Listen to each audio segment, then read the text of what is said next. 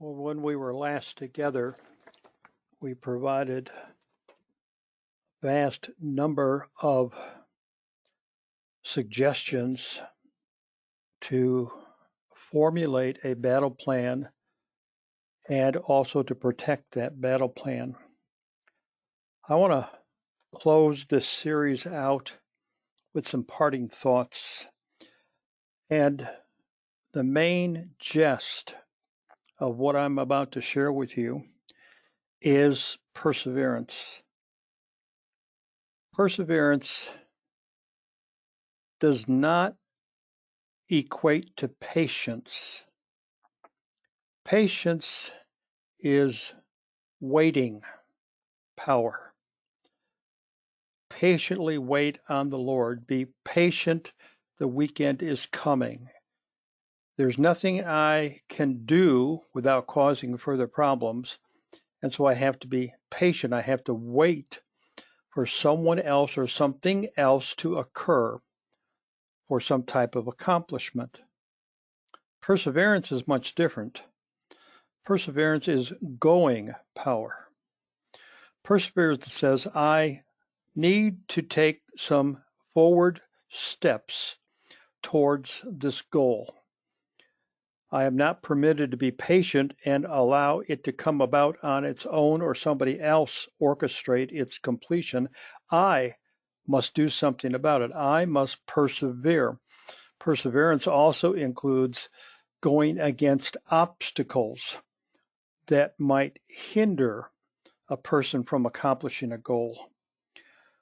So I want to share some thoughts along that line and then close with a story of simple perseverance. And you might have heard this story before.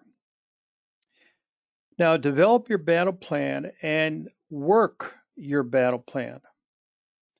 Don't expect instant, I am now free from sexual impure thoughts and temptations because you developed the battle plan.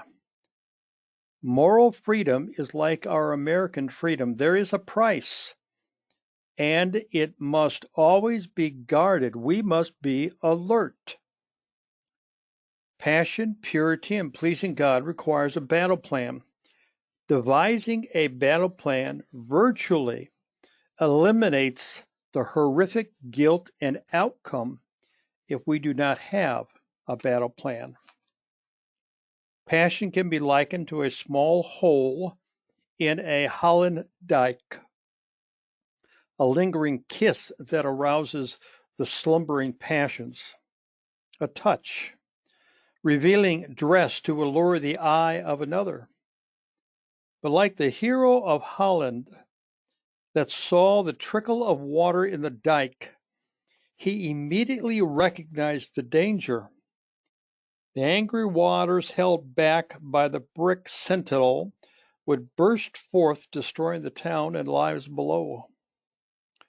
Recognizing the great danger, the great need, he stuck his chubby finger in the hole in the dike, and legend has it became the Hero of Holland. Here's the story.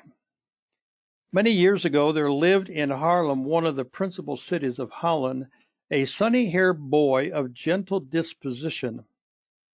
His father was a sluicer, that is, a man whose business it was to open and close the sluices, or large oaken gates that are placed at regular distances across the entrances of the canals to regulate the amount of water that shall flow into them.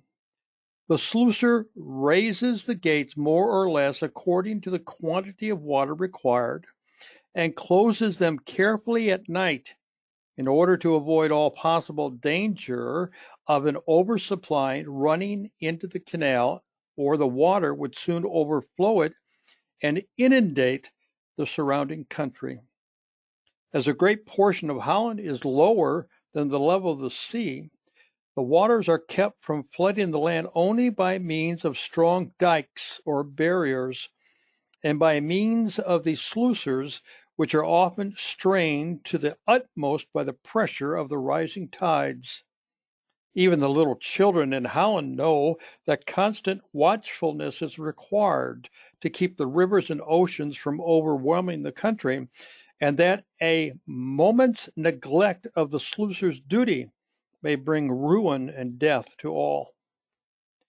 One lovely autumn afternoon, when the boy was about 8 years old, he obtained his parents' consent to carry some cakes to a blind man who lived out in the country on the other side of the dike.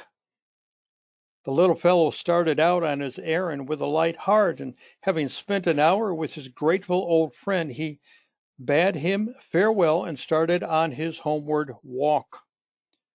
Trudging stoutly along the canal, he noticed how the autumn rains had swollen the waters. Even while humming his careless, childish song, he thought of his father's brave old gates and felt glad of their strength, for he thought, if they gave way, where would father and mother be?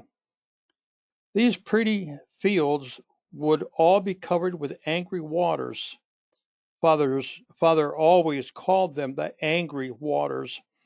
I suppose he thinks that they are mad at him for keeping them out of the canals. And with these thoughts just flittering across his brain, the little fellow stooped to pick up the pretty flowers that grew along the way. Sometimes he stopped to throw some feathery seed balls in the air and watch as it floated away. Sometimes he listened to the steady rustling of a rabbit speeding through the grass, but oftener he smiled as he recalled the happy light he had seen arise on the weary, listening face of his blind old friend. Suddenly the boy looked around with dismay. He had not noticed that the sun was setting.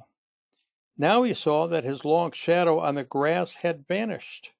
It was growing dark, and he was still some distance from home, and in a lonely ravine where even the blue flowers had turned to gray. He quickened his footsteps, and with a beating heart recalled many a nursery tale of children belated in dreary forests. Just as he was bracing himself for a run, he was startled by the sound of trickling water. Whence did it come? He looked up and saw a small hole in the dike through which a tiny stream was flowing. Any child in Holland will shudder at the thought of a leak in the dike. The boy understood the danger at a glance.